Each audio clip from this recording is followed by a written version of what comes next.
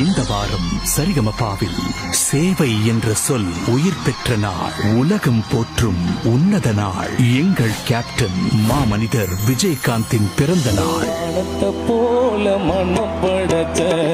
இன்னைக்கு அவர் பாடல நீங்க பாடி இருக்கீங்க. நிச்சயம் உங்க பேர் முன்னாடி கேப்டன் அப்படி நீங்க அடைமொழி வச்சுக்கணும் நான் சொல்லிக்கிறேன்.